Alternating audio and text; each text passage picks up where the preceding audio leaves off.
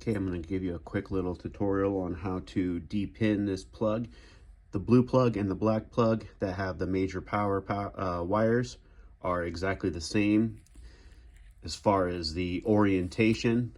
The clip part, this piece, should have the red, so red is on the top and black on the bottom.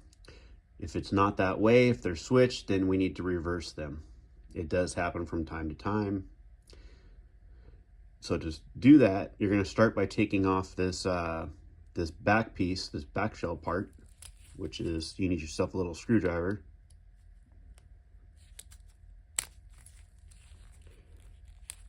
Get the other side. Boom, off.